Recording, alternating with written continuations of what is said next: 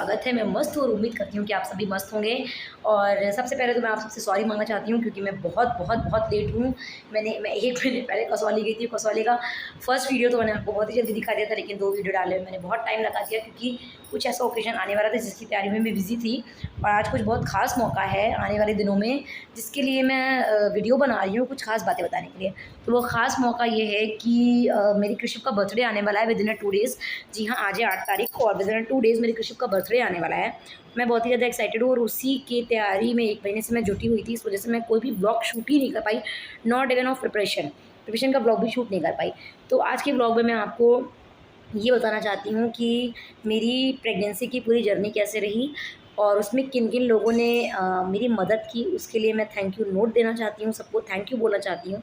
मेरी breast feeding journey कैसी रही और डिलीवरी के बाद मुझे क्या-क्या चैलेंजेस फेस करने पड़े। तो मैं आप लोगों से अब शेयर करने जा रही हूँ और थोड़ा-सा व्लॉग ये बड़ा हो सकता है, पर प्लीज़ इस व्लॉग को ज़्यादा से ज़्यादा देखिएगा।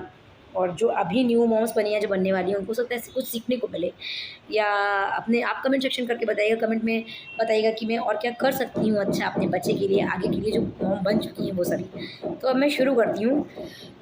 बात है नवंबर 26 की। आई have missed my period. I was in Nainital that time, या तो मुझे नहीं पता था कि ऐसा कुछ होने वाला है या ऐसा कुछ होगा। मैं जब वापस आई तो I have share this with my husband that I have missed my period. तो he was okay, nothing else. मेरे भाई की वाइफ, मतलब मेरी भाभी, मेरी छोटी भाभी मेरे साथ गई हुई थी वहाँ पर नैनीताल। तो मैं खूब खा रही थी, मतलब बहुत बेतहाशा खा रही थी। वो मेरे चेहरे पे एक अजीब-सा ग्लो था। उस टाइम मैं आपसे पिक्स भी शेयर करूँगी, ये बताने के बाद मैं एक पिक पॉपअप में ज़रूर डालूँगी। आप देखिएगा कि अभी मेरी शक्ल कैसी थी, उस टाइम मेरी शक्ल कैसी थी। नवंबर 2020 व्हेन आई कंसीव्ड हिम। तो उसने बोला, दीदी आप मानो ना मानो, आप कुछ तो है, कुछ तो गुड न्यूज़ है। मैं आई have missed my period but I have checked it on 1st of December. या it was 1st of December जब मैंने चेक किया। Yes, it was positive pregnancy test. I have visited to doctor जो कि nearby मेरे hospital है Saint Mary. वहाँ पर उन्होंने मेरा वेट किया। I was 40 that time when I conceived him. When I conceived Krishiv I was only 40 that time. मैं केवल 40 किलो की थी और ऐसा कुछ, लेकिन कोई दिक्कत नहीं थी क्योंकि मेरा बीपी, शुगर, सारे test was normal. My haemoglobin was 15 that time. Still my haemoglobin is 14। Saurabh ने मेरा बहुत ख्याल रखा है खाने पीने के मामले में। Thank you Saurabh. तो everything was going very smooth, everyone was very happy, but somewhere everyone was afraid, क्योंकि जब तक बच्चा हो नहीं जाए तब तक कुछ नहीं कहा जा सकता। तो बहुत फूक फूक के कदम रखे और अचानक से 9 तारीख तक, 9 दिसंबर तक सब कुछ ठीक चल रहा था। और हुआ यूँ कि 9 दिसंबर को मेरे थोड़ी सी, उसको ब्लीडिंग नहीं कहेंगे, बट ये कह सकते हैं कि जो भी हमारा रुका हुआ ब्लड होता है वो थोड़ा-सा कुछ ऐसा मुझे डिस्चार्ज दिखा। मैं बहुत डर गई। तो मैंने ये निर्णय लिया, सॉरी कृषिव, मैं इसके लिए तुमसे क्षमा माँगूँगी क्योंकि ये बहुत ही अजीब बात है जो मैं शेयर करने जा रही हूँ। तो मैंने डिसीज़न लिया कि I will not go with this baby because I love my body, I don't want to hurt myself. But मेरी मदर इन लॉ ने, मेरे हस्बैंड ने और मेरी मम्मी ने पूरा सपोर्ट किया और मुझे डॉक्टर से बोला कि कोई बात नहीं, ऐसा बहुत लोगों के साथ होता है, तो आप 10 दिन देखो और 10 दिन बाद भी अगर बच्चे की हार्ट बीट नहीं आती और ये ब्लीडिंग आपके कंटिन्यू रहती हो तो you can decide as you want, आप डिसाइड करना जो भी आप चाहते हो। मैंने कहा ओके। तो मेरे इंजेक्शन लगे 9, 10, 11, 12, वो हार्मोन्स के इंजेक्शन होते हैं, शायद उससे बेबी डेवलप होता है।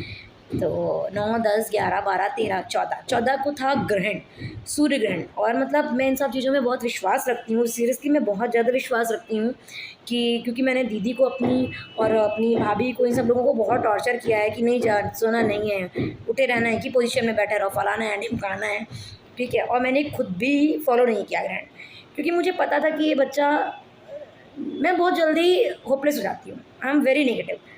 तो इन्होंने बोला भी कि तुम खाना खा रही हो यार, तो हमने कहा ठीक है यार मुझे खाने दो।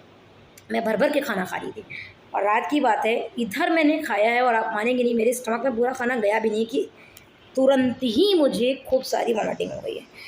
तो मुझे ऐसा लगा कि यार वॉमिटिंग होना तो अच्छी बात होती है। तो है ना, वो एक पहला साइन है कि हाँ, आपका बेबी ग्रो कर रहा है, क्योंकि हार्मोनल चेंजेस का मतलब आपके कौन सा प्रोजेस्टेरोन एक, हाँ, ये हार्मोन होता है, वो आपका जब डेवलप होता है तो आपको वॉमिटिंग आती है। मुझे बहुत जोर की वॉमिटिंग आई, तो मेरी फर्स्ट होप मुझे बंधी और मैंने भगवान से क्षमा मांगी और फिर मैं कंटिन्यू हुई। उसके बाद धीरे धीरे मुझे इंजेक्शंस लगते गए। वो इंजेक्शंस बहुत ज़्यादा पेनफुल होते हैं, बट मैं लगवाती गई। और फिर आया दिन 23 दिसंबर, दैट इज़ 23 दिसंबर। मुझे 9 तारीख के बाद डॉक्टर ने 15 दिन का टाइम दिया था। 23 दिसंबर का दिन आया और मैं गई अल्ट्रासाउंड कराने। तो मेरा इंटरवेजाइनल अल्ट्रासाउंड हुआ था।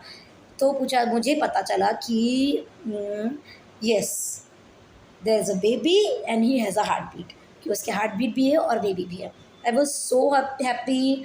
आई हैव मतलब मैंने सबको कॉल किया और everyone was very very very happy कि चलो बहुत अच्छी बात है और अब तुम्हें रेस्ट करना है। तो इसके बाद तुरंत ही सौरभ ने 24/7 के लिए मेड हायर कर ली, कुक लगवा लिया कि अब तुम कोई भी काम नहीं करोगी।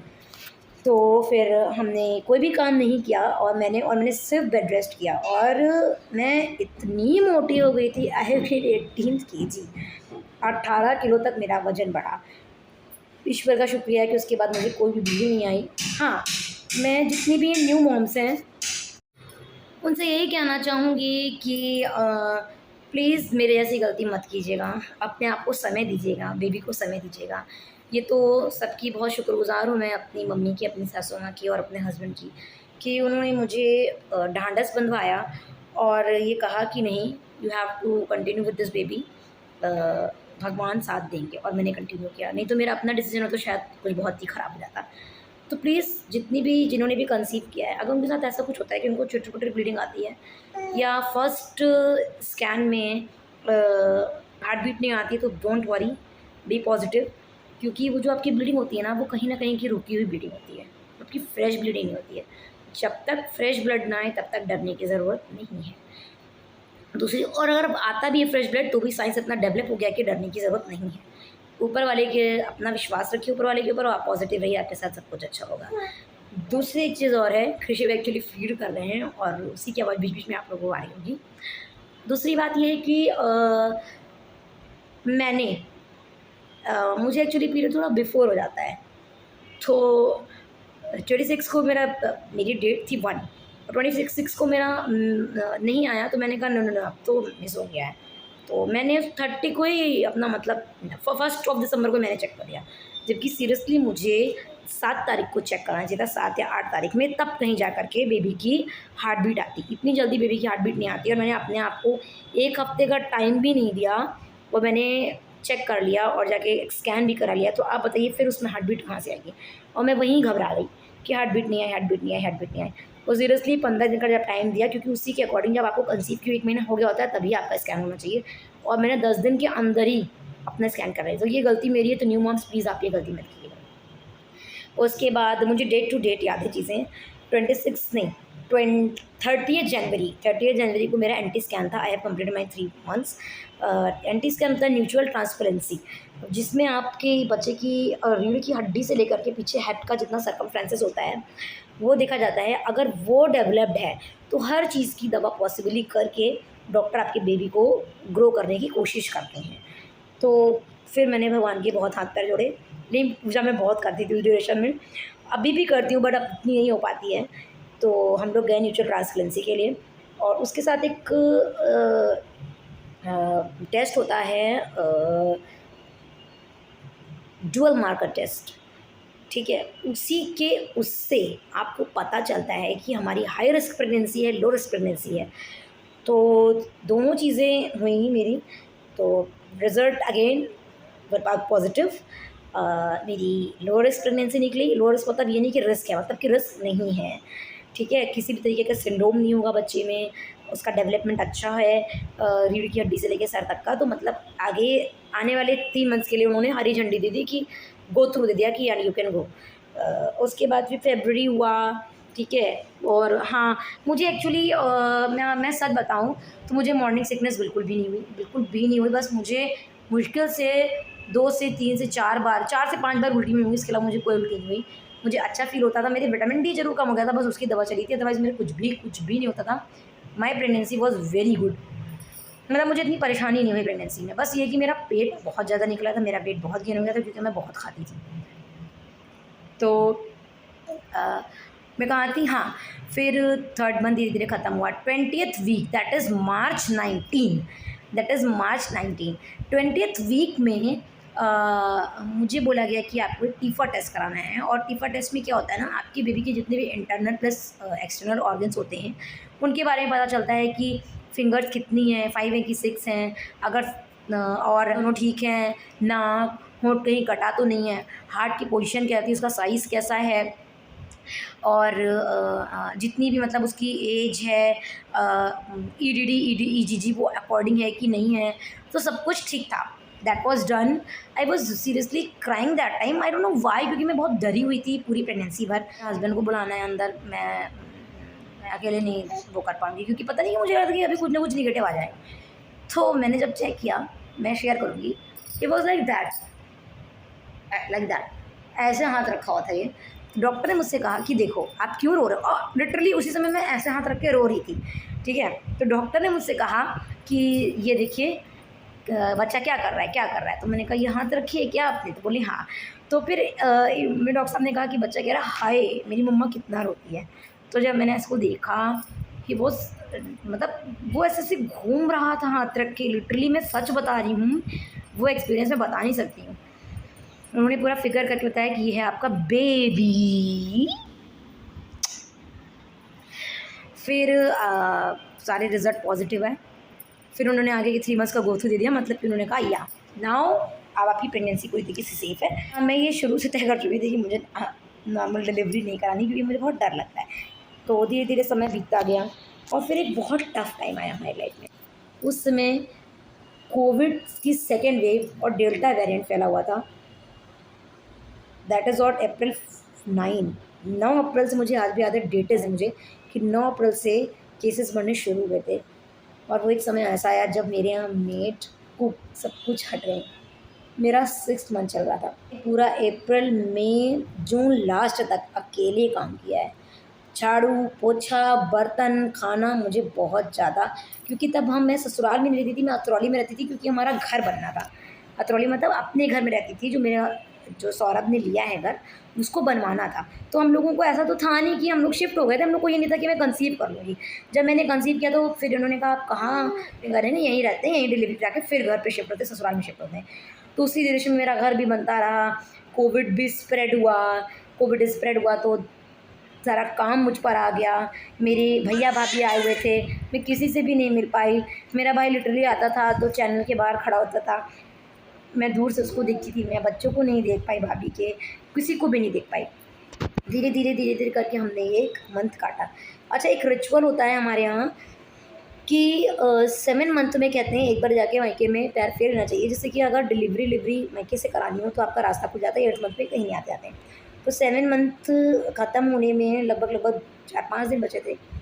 तो मैं कहीं भी सौरभ को छोड़ के जाना अभी भी प्रेफर नहीं करती हूँ, कहीं भी नहीं करती हूँ, मैं इन्हीं के साथ रहती हूँ। तो बड़ी मुश्किल से, वैसे अनबने ढंग से मैं गई। दैट इज़ 18th मई को मैं गई। तब तक डेल्टा थोड़ा सा कम हो चुका था। गई, उसके बाद हम वहाँ रुके और वहाँ पे मेरी अच्छे से सेवा हुई। और तब मुझे ऐसा लगा कि एक बार मेरा वाटर ब्रेक हुआ है। जी हाँ, ऐसा था भी। तो ये तो बहुत अर्ली था। फिर मेरी मम्मी ने क्योंकि हॉस्पिटल हम जाते नहीं थे, क्योंकि जितनी बार अगर हम हॉस्पिटल जाते थे ना, मेरा कोविड टेस्ट होता था और इतने चैलेंजेस फेस किए हैं और मैं पीपीई किट पहन के 2-2 मास्क लगा के फिर आती थी, नहाती थी, मेरे लिए बहुत टफ लगा। तो मम्मी ने एक घर में ही नर्स बुलाई थी। एक आंटी हैं जो कि नर्स है, उनको घर में बुलाया, उन्होंने चेक किया, उन्होंने कहा नो एवरीथिंग इज़ फाइन और ऐसी कोई डरने की बात नहीं है। फिर मैंने अच्छे से सब कुछ किया। 23 जून कट ही नहीं रहा था, ये तो को काम किया तो कट भी गया। और सौरभ रोज़ कहते थे, डेली कहते थे कि जादू से देखना एक दिन कम हो जाएगा, जादू से एक दिन कम हो जाएगा, कब रात होगी कब सुबह होगी तुमको पता ही नहीं चलेगा। लेकिन 19 मई के बाद जब से मेरा 6ठा महीना ख़त्म हुआ, मेरे को बहुत दिक्कत होती थी, बहुत। लिटरली मैं आपको सच बताऊँ, क्योंकि ये बीच पोजीशन में था, अपर बीच पोजीशन में था। तो अपर बीच पोजीशन में क्या होता है कि आपको आपकी जो लंग्स वाला एरिया होता है वो ऊपर की तरफ सिकुड़ जाता है। मुझे अस्थमा हो गया उसके बाद से। बचपन में भी मुझे थोड़ा बहुत था, लेकिन मुझे उसके बाद से अस्थमा हो गया और अभी तक मैं इन्हेल करती हूँ।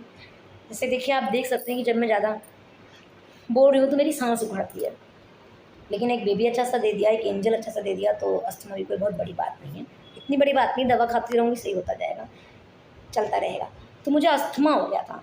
तो भाई रात भर मुझे नींद नहीं आती थी, मुझे सांस नहीं ली जाती थी, मैं लेट नहीं पाती थी, सीधे नहीं लेटना होता है, करवट लेके लेटना, एक ही करवट लेटे लेटे मेरा दिमाग ख़राब हो जाता था। कैसे न कैसे रोके गा के ये दिन कट गए।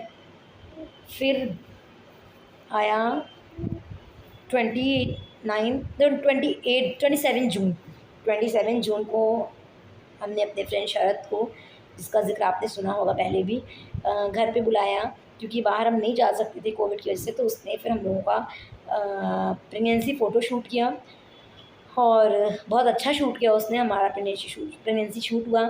फिर मैंने 2-3 दिन रेस्ट किया। तब तक मुझे एक लोग मिल गए थे, एक लोग क्या मिल गए थे, अमरीश भाई, जिनको आपने मेरे ब्लॉग में स्टार्टिंग में देखा है। वो दोनों बच्चों ने बहुत सेवा की और मैं उस दिन से रेस्ट पे चली गई। तो फिर 3 जुलाई को मुझे फिर लगा कि कुछ तो गड़बड़ है। मैं गई, मुझे डे केयर में एडमिट कर लिया गया और चेक किया गया, लेकिन ऐसा कुछ भी नहीं था कि नॉर्मल डिलीवरी के चांसेस हों। उन्होंने कहा देखिए, बेबी जो है वो जहाँ पे उसकी ग्रोथ अब रुक गई है। 36 वीक्स हो चुके हैं और इसकी 35 वीक की ग्रोथ है। तो अब इंतज़ार करने का मतलब नहीं है, यू कैन ऑप्ट सिजेरियन। तो मैंने कहा ओके। और आपको पता है इसकी ड्यू डेट क्या थी? 8 अगस्त, और मैंने ऑपरेशन कराया 10 जुलाई। मतलब समझ लीजिए मेरा 8वां महीना ख़त्म हुआ था, 2 दिन ऊपर हुए थे और ये हो गया था। इसीलिए कमज़ोर भी बहुत हुआ था। लेकिन ठीक है, माइलस्टोन्स इसके सारे कंप्लीट हैं, तो मुझे कोई शिकायत नहीं है कि ये दुबला है कि क्या है।